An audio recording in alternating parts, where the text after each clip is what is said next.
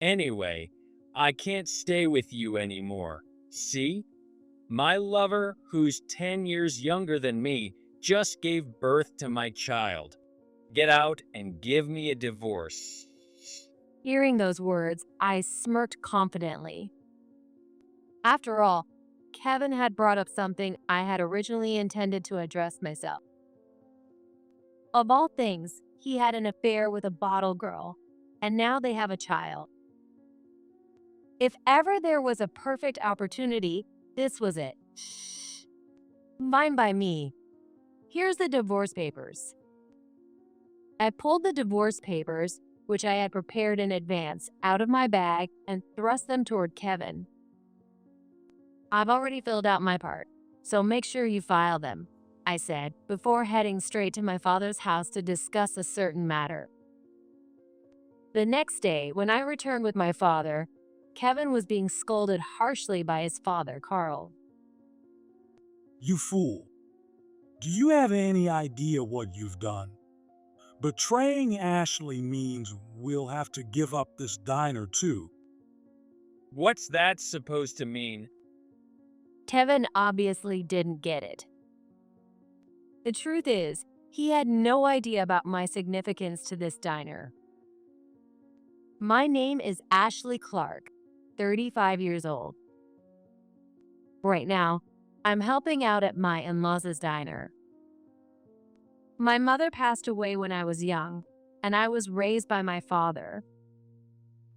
Back in college, I worked part-time at this diner. At the time, Kevin, who was being groomed as the successor to this diner, confessed his feelings for me, and we started dating. Kevin, who was the same age as me, started working at the diner right after graduating high school, but was frequently absent. It wasn't because he had any particular health issues, yet he would miss work 2 or 3 times a week.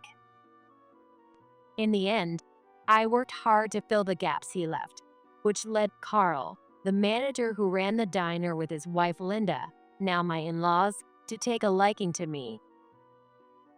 Before my graduating college, Kevin proposed to me, and his parents were thrilled about me joining their family. I loved Kevin despite his lack of reliability. He had a kind heart. After working here part-time for 4 years, I also respected his parents. Originally, I had planned to join my father's company after graduation, but after consulting with him, I decided to marry Kevin and help out at this diner. However, after we got married, Kevin's kind personality took a sudden turn. As my husband, he began treating me with this attitude all the time. I'm the heir to this diner. Someday I'll be the manager, so as my wife, you must follow everything I say in this diner. I couldn't believe my ears when he said this on our first day back at work after the wedding. The Kevin I knew before marriage must have been putting on an act. What's wrong, Kevin? Sure, Carl's the manager and someday you'll take over, but that's a long way off. At the time, we were only 23 years old, and my in-laws were still in their early 50s and quite young. It seemed far too early to be viewing Kevin as the next manager of the diner.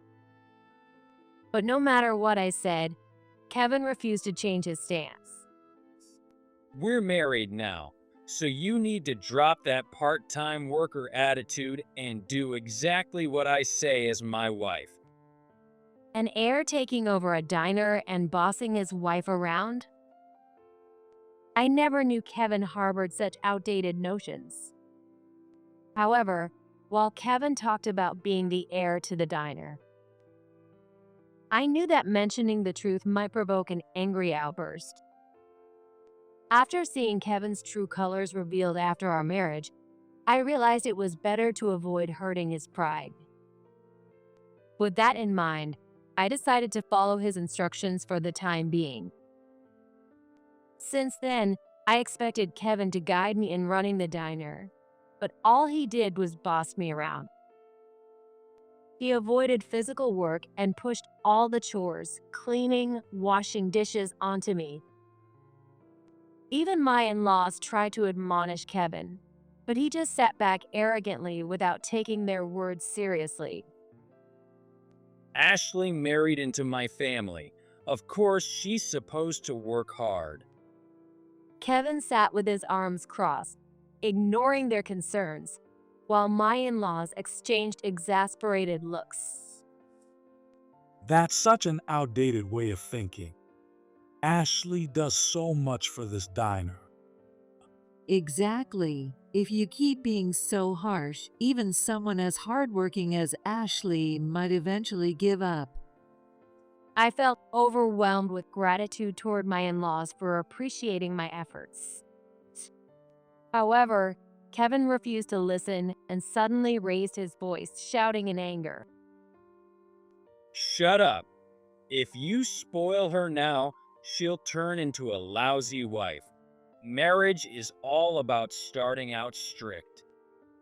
Kevin stormed out of the diner after spitting out those words. My in-laws let out a deep sigh and approached me. Ashley, we don't even know how to begin apologizing. We spoiled our only son, and because of that, you've had to endure so much. Carl, please don't apologize. When I get home, I'll try talking with Kevin again.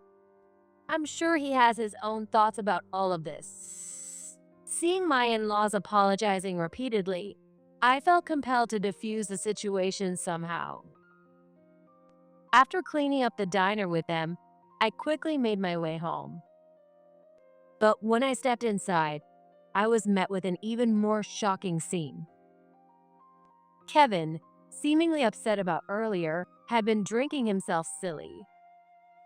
The entire living room was cluttered with empty beer bottles and scattered snack wrappers. This is all your fault. I couldn't stop drinking because of you. Now clean this all up, or I won't let you sleep tonight. No way. There's no way I can clean all this up in one go, I replied, scanning the chaotic room. The sheer mess was overwhelming. How had he managed to drink and eat so much in just a few hours? Kevin, seeing my hesitant expression, started yelling again. What are you talking about? Cleaning the house is a wife's job.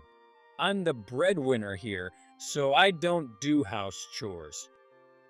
In front of his parents, he called himself the heir and me his supportive wife. But at home, he acted like the head of the household and dumped all the housework on me. There was no way I could continue living like this. That night, I stayed up late cleaning the living room. The next day, I consulted my in-laws. It was clear that I couldn't handle living with Kevin alone anymore, so they agreed to let me move in with them. My in-laws were truly kind people, and the three of us, excluding Kevin, shared the household chores, which was a huge help to me. However, Kevin seemed to feel left out and complained about being uncomfortable, leading him to stay out more often at night. Time passed, and even though Kevin and I had been married for several years, we still didn't have children. We worked together at the diner, but once work was done, Kevin rarely came home. My in-laws began expressing their concerns. Ashley, this can't go on. You're still young, and maybe it's time to think about cutting your losses and finding freedom. That's right. Ashley, are you staying with Kevin because you're worried about us? If so, please don't let that stop you. You should think about your own happiness. Their kind words filled me with gratitude. It's true. I had thought about divorce a few times. However, I couldn't bring myself to betray such kind and supportive in-laws. Carl and Linda, thank you. But even though Kevin spends less time at home, he's been working harder at the diner. I think he's finally starting to feel the weight of his responsibilities as the heir. That's why I want to believe in him and support him. My words brought tears to their eyes. Kevin had indeed stopped skipping work as much as he used to before we got married. If I kept believing in him, maybe he'd spend less time away from home. For the sake of my kind in-laws, I resolved to keep doing my best as a wife. With that thought in mind, I kept pushing forward. But one day, Kevin's heart drifted even further away from me. This happened around the 12th year of our marriage. Carl, now over 60, decided it was time to pass the manager role of the diner to Kevin. Kevin was thrilled to take over, but as soon as he became manager, he started leaving work frequently, disappearing for long stretches. He hired more employees than before, and even after Carl stepped down as manager, Kevin left most of the diner's responsibilities to my in-laws, only doing the bare minimum himself before leaving the diner. That marked the beginning of such days. Kevin began going out frequently, both day and night. Where was he going? Every day, I worked hard alongside my in-laws and the new employees, finishing the busy tasks at hand. By the time I got home, I was always exhausted, with no energy left to do anything. We'd eat something store-bought, take a shower, and go straight to bed. This routine repeated day after day. Kevin controlled our finances, leaving me with almost no spending money of my own. I didn't want to burden my in-laws with more worries, so I kept quiet about the financial strain. Why did I ever get married? 12 years of enduring everything, just for the sake of the diner. Even I had started to feel my limits. I knew this couldn't go on. At this point, I realized it was time to think ahead and take action. One day, with this in mind, I finished work and stepped out of the diner when I received a call from Kevin on my phone. When I picked up, he asked, Today's the day Dad and Mom went to visit their relatives, right? "Yeah, but why does that matter?" Actually, there's something I want to talk to you about. Meet me where I'll tell you.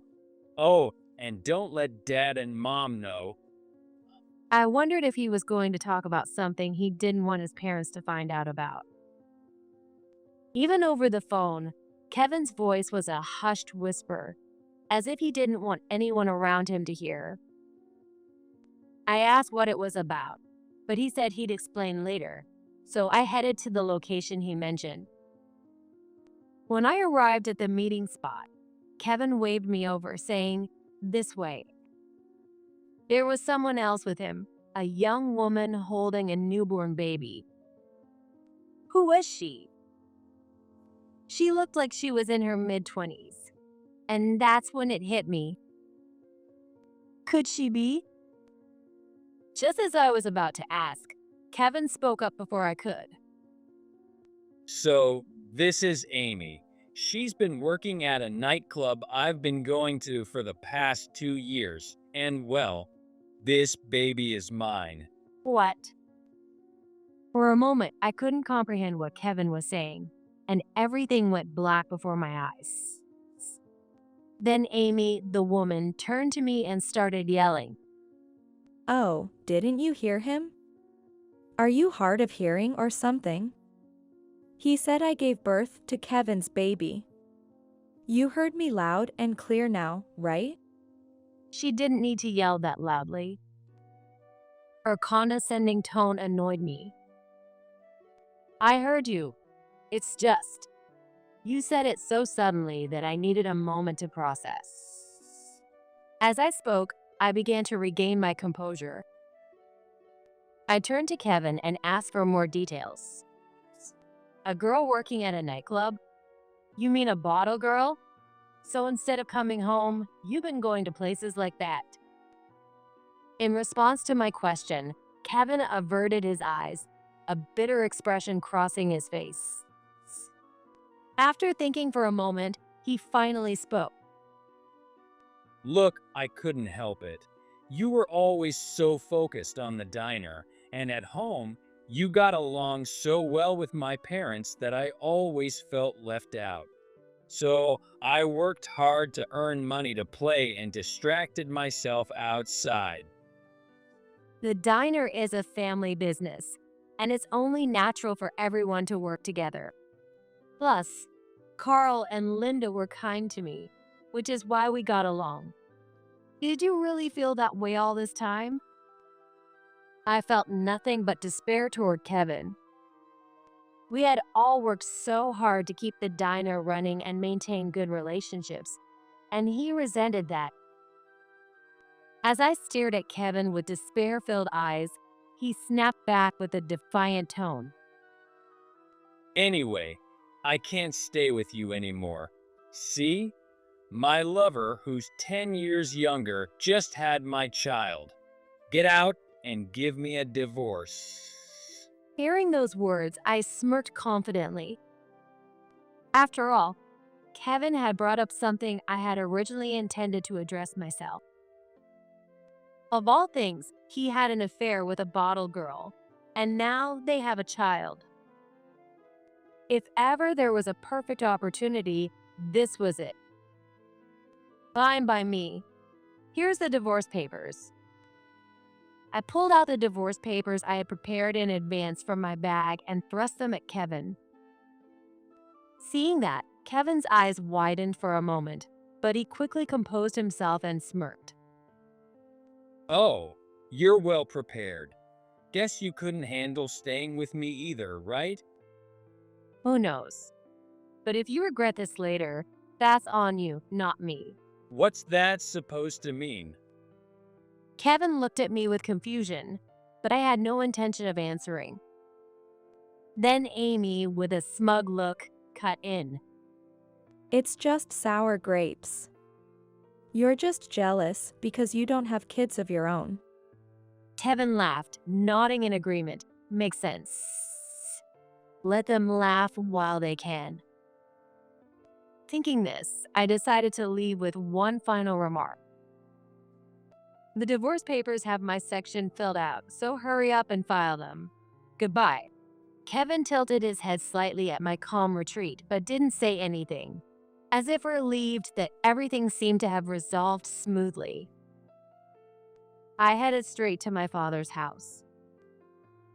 Normally, I'd want to say a proper goodbye to Carl and Linda, but I figured it would be best to consult my dependable father first. It had been a long time since I'd been back home. My father and I had both been so busy that we rarely even spoke. When I rang the doorbell, my father opened the door. Then he looked at me with wondering face and said, Ashley, what brings you here at this hour? "Sorry, Dad. I came because I have something I need to discuss." Don't you have work tomorrow? Well, it sounds serious. Come in and let's talk. It must have been unusual for me to show up unannounced, as my father quickly realized something was up. For the time being, I was led into the house, and once I had calmed down, I began to talk. It had been so long since we'd had a proper conversation that I had to start from the beginning. I told him how Kevin started staying out late at night after we moved in with his parents. I explained how, over the past few months since becoming the manager, Kevin had frequently disappeared during work hours, and on top of that, had fathered a child with the person he was having an affair with. As I laid it all out, I noticed my father's expression growing darker and more strained. What seemed to upset him the most was the part about the affair. Realizing a certain fact, my father took a deep breath to calm his anger. He seemed to be organizing his thoughts carefully in his mind. With his previously tense expression softening, My father regained his composure and said, All right. Tomorrow morning, we'll go to their diner and have a proper talk with Kevin. His parents need to be involved in this too. "That would really help. I'm so glad I consulted you, Dad. You're always the voice of reason in times like this." I felt truly grateful to have such a reliable father. The next morning, I went with my father to the diner. Since it was still early, we tried to enter through the back door, but we overheard Carl and Linda talking. What a divorce. And on top of that, you cheated and had a child with someone else? It seemed the news had already reached them. Amy might be in there too. If so, that would work in my favor. My father and I quietly listened from outside the back door. Don't get so mad, Dad, Mom. After all, we were married for 12 years and never had kids. You should be grateful I even kept her around this long. That's right, Carl, Linda. Unlike her, I've given Kevin a child to carry on the family name. I'll be a much better wife. So Amy was there, as I suspected. I exchanged a knowing smirk with my father. Then, Carl delivered a decisive blow to Kevin with a single statement. Do you even understand what you've done? Betraying Ashley means we might have to give up this diner entirely. What do you mean? Kevin responded in a feigned, clueless tone, prompting Carl to retort in exasperation. Don't tell me you didn't know. Ashley is. Just as Carl was about to finish his sentence, my father said, "It's time to go," and knocked on the back door. Linda came to answer. Oh, James. Sorry to interrupt at a time like this. No, I'm the one who should apologize. I don't even know how to begin making up for what's happened. I'm truly sorry. Even Carl stepped out to the back door to apologize. Still clueless, Kevin looked at us with a puzzled expression and asked his parents. What's going on with you two? Sure, maybe I did something wrong, but you don't have to grovel like that. You fool. Ashley's father is the CEO of the company that owns our chain of diners. Did you seriously not know that until now? That's right. Ashley was originally supposed to join her father's company after college. She worked here as a part-timer to learn the business, but then you fell for her and insisted on marrying her. We begged her father to let her marry into our family instead. Linda broke down into tears.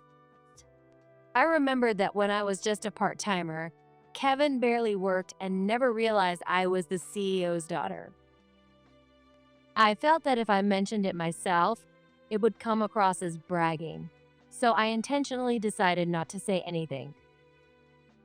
Even during the wedding preparations and ceremony, Kevin had been so self-absorbed that he probably didn't pay attention to what my father did for a living. Under normal circumstances, this would be unthinkable, but with Kevin's self-centered nature, it was entirely plausible. Even when he became the manager, he left all the paperwork to Carl and never even visited the head office. If he had been there even once, he would have met Amy, and this affair might never have happened. Thinking that, I glanced at Amy. Sure enough, she was trembling as she looked at my father. Though he had clearly noticed her presence from the start, my father feigned surprise and addressed her. Oh, aren't you Amy from our accounting department? What are you doing here? Now that you mention it, I thought I recognized her when I saw her recently. So, she works for Dad's company. Well, Hearing this exchange, Kevin's face twisted in shock as he turned to Amy. You work at the head office? But you told me you worked at a nightclub. Panicking, Amy tried to silence him with a frantic blah. Of course, she would. My father's company strictly prohibits moonlighting, and working at a nightclub would result in serious consequences. My father, now stern, addressed Amy. Well, that's a problem. I remember you saying you couldn't work overtime because you had to care for your mother. But instead, you were working at a place like that. If you needed extra money, there are far more respectable part-time jobs you could have taken. By the way, whose child is that? Pointing at the child Amy was holding, my father gave a sly smile. The baby, supposedly Kevin's, didn't seem to be hers after all. I was stunned. Dad, what do you mean by that? What I mean is, I've never seen Amy pregnant in all her time working for us. So I was wondering whose child it really is, that's all. I was taken aback. Kevin, now looking like he wanted to disappear, covered his face with one hand. What does that mean? So whose baby is this? Isn't it Kevin's? Well, Kevin stammered, unable to give a clear answer, and my irritation reached its peak. Just as I was about to press him further, someone's phone rang loudly.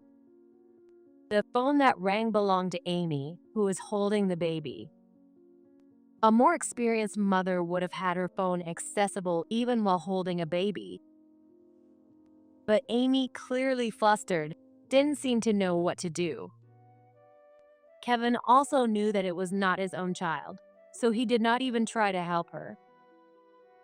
Linda sighed and approached Amy, saying, honestly, before taking the baby so Amy could answer her phone. As soon as Amy hit the call button, a loud voice erupted from the phone for everyone to hear. Amy, where are you? I told you could only watch my baby until 10 a.m.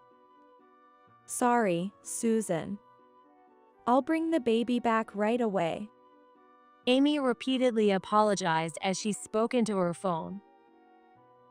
Everyone around exchanged knowing looks, finally understanding the situation. It turned out Amy had borrowed someone else's baby and lied about it being hers. But why would she do such a thing? I grabbed Kevin's arm, who was standing there dumbfounded, and demanded answers. Hey, Kevin, why did you lie about this baby being yours? Explain yourself. Kevin was already pale, his face frozen. Amy, seemingly trying to bail him out, jumped in. Shut up. You didn't have a kid for 12 years, so don't act so high and mighty. If I marry Kevin, I can give him as many kids as he wants. And what were you trying to accomplish by using someone else's baby? I couldn't believe how ridiculous these two were. If they wanted to break up with me, why not just say, I've fallen for someone else, so let's split? Sensing how I felt, Kevin began to justify the reason behind his lie. If I just said I wanted to break up, you wouldn't have listened, right? I figured if I said there was a baby, you'd give up and leave. His overconfidence made me want to burst out laughing. The idea of bringing in someone else's baby to stage a lie. What an absurd amount of trouble to go through. You're really something, Kevin. If we didn't have kids over the past 12 years, it's because you were never home. After being treated like that, why would you think I'd care about staying with you? Meanwhile, the baby's real mother was probably furious by now. Amy was still clutching her phone with a puzzled look on her face. It seemed like she had forgotten something important, so I decided to remind her. Well, since the divorce papers are already filed, you two can marry if you want. But shouldn't you return that baby to its mother? Oh no. That's right. Amy suddenly raised her voice as if she just remembered something, and a loud yell came from her phone. That's it. I'm coming to get the baby myself. Tell me where you are. Did you forget that the call's been on this whole time? I heard everything. How dare you use my child for something like this? Oh. I screwed up. Amy seemed like quite the scatterbrain. Kevin placed a hand on her shoulder, trying to calm her down. Relax, Amy. Now that we're free to marry, I'll take care of you as the manager's wife. Amy managed a smile at his words, seemingly regaining her composure, but she remained oblivious to the sharp glares directed at her from everyone else. Feeling that Amy wasn't worth addressing, Carl turned to Kevin and stated the facts clearly. Kevin, as you know, this diner was originally a restaurant I started. When we ran into financial trouble, Ashley's father stepped in and turned it into part of his diner chain. So if you and Ashley divorce, this diner is finished. What do you mean? Does that mean the diner will close? What happens to me then? Kevin's face turned progressively paler. But just as Carl showed a defeated expression, my father interjected. No, Carl. You'll keep the diner running as usual. Kevin's face lit up at the words my father directed toward Carl. Really? Thank you. I knew you were a generous man. Work and personal matters are completely separate issues. Kevin celebrated by taking Amy's hand. But his joy was short-lived. My father gave a wry smile and turned to Kevin. Kevin, you seem to be misunderstanding something. When I said the diner would continue, I meant under your parents' management. They're still in their early 60s and have done an excellent job since joining our chain. Unfortunately, you'll have to step down. That's right. You didn't think you'd work here under your ex-wife, did you? I'll be assisting my father as his right hand, and there's no way I'd let a traitorous ex-husband stay on as the manager. Kevin was utterly at a loss, overwhelmed by my father's and my remarks. My father then imposed a strict punishment on Amy. And Amy, I'm sure you understand this, but our company cannot continue employing someone who engaged in unauthorized moonlighting at a nightclub. You'll need to resign immediately. With both Kevin and Amy now out of jobs, one had to wonder how they would manage. Amy's face grew paler by the second. Kevin, seeing her distress, tried to comfort her. Amy, it'll be okay. I'll do whatever it takes for you. Even if I've been fired, I'll find a good job somewhere and work hard. Don't worry about a thing. But when Kevin reached out to her, Amy swatted his hand away. Get lost. Who would stick with an old, unemployed loser like you? I only dated you because I thought diner managers made good money.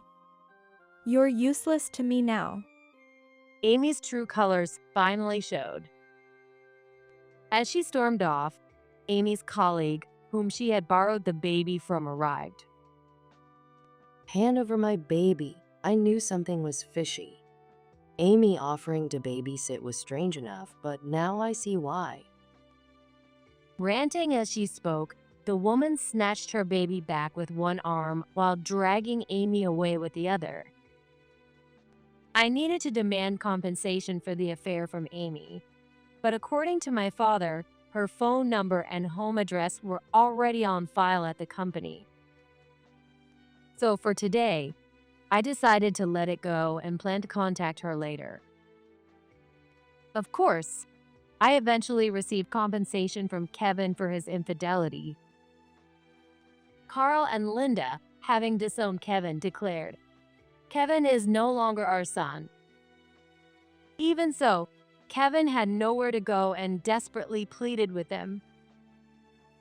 Dad, Mom, are you really okay with me being out on the streets? I'm your only son. However, no matter how much he struggled, my in-laws' decision was firm. And in the end, Kevin had no choice but to leave the house in tears. Yet, he didn't seem to learn his lesson. Kevin had the audacity to show up at my place, asking to reconcile. Ashley, I was wrong. I swear I won't cheat again, and I'll treat you better from now on. Please, give me another chance. I'm begging you. Kevin begged and pleaded. Reconcile? That's impossible. Why don't you go back to Amy instead? I tried, but when I went to her, Kevin trailed off, his face dark as he recounted what had happened to Amy. It turned out that after being dragged off that day, Amy was taken straight to the police. By the way, it seems that the colleague, Susan, worked at the same nightclub, and she received a call during her shift that her husband's parent had collapsed. Amy, usually thoughtless, suddenly volunteered, saying, "I'll watch the baby," and promised to take care of the child until the next morning while Susan attended to her in-laws. Misunderstanding the timing and assuming Susan wouldn't return until late morning, Amy used the child as a prop, dragging them around until her marriage to Kevin was officially finalized the next day. It's not like her in-laws would have forgiven her once they found out the truth about the baby being a lie anyway. Such short-sightedness is beyond belief. Amy's colleague, furious over her child being taken without permission, accused Amy of malicious abduction and dragged her to the police. after the investigation, she was released pretty quickly. But when I went to see her, she yelled, "Seeing you reminds me of awful things. Don't ever come back," and threw things at me until I left. She mocked me for being unemployed, but now she's been blacklisted by her colleague and had to quit the club. Who's going to stick with someone like her? Kevin said bitterly, his face contorted in frustration. I sighed deeply, barely masking my disbelief. Now that you have nowhere else to go, you've come crawling back to me? Do yourself a favor and leave. Or do you want to be chased off with things thrown at you again? My father appeared behind me and said this to Kevin. I've already contacted a lawyer to issue a restraining order. I suggest you leave now. Yes, I'm sorry. Kevin, drenched in sweat, fled the scene without looking back. My usually composed father could be quite intimidating when angered. Later, I called Amy to discuss compensation for the affair, using the contact information her company had on file. In the end, Kevin fled to Amy's place. When I brought up the matter of compensation with Amy, she retorted, "I'm unemployed, so I can't afford that. And now I have a freeloading man living with me," so I contacted her family instead to demand the compensation. Amy's parents came to my house immediately, apologizing profusely to both me and my father. They even covered the compensation on her behalf. They said, "We'll make sure Amy repays every cent, no matter how long it takes, but she will never set foot in this house again. Kevin and Amy both are unemployed, and on top of that, Amy now has to repay the compensation to her parents." Their shared misfortunes ensured they would live in poverty for the foreseeable future. With everything finally settled, I made a request to my father. I wanted to continue working at the diner where my former in-laws were employed. They had treated me so well for so long, and I wanted to repay their kindness. As the heir to the company, I thought my request might be unreasonable, but my father readily agreed. Of course. I expected you'd ask this, Ashley. That's why I've already identified capable employees to take over as my successors. Really? Are you sure about this, Dad? Yes, I'm still young enough to lead the company myself for a while longer. Don't worry about anything. Just do what makes you happy, Ashley. With a smile, he reassured me. Tears welled up in my eyes. Thank you, Dad. I returned to the diner where I had worked for so many years. My ex-in-laws, the manager and his wife, welcomed me back with tears of joy. Thank you for coming back, Ashley. After all the trouble our son caused you. No, it's because of you both that I made it through the hardest times. From now on, think of me as your daughter, and let's continue working together. Are you sure? This means so much to us. Thank you, Ashley. Linda's eyes were brimming with tears. This diner, where I've worked so hard since my student days. There were plenty of joyful moments as well as many difficult ones. And with these two who had supported me through it all, I knew I would keep moving forward together with them.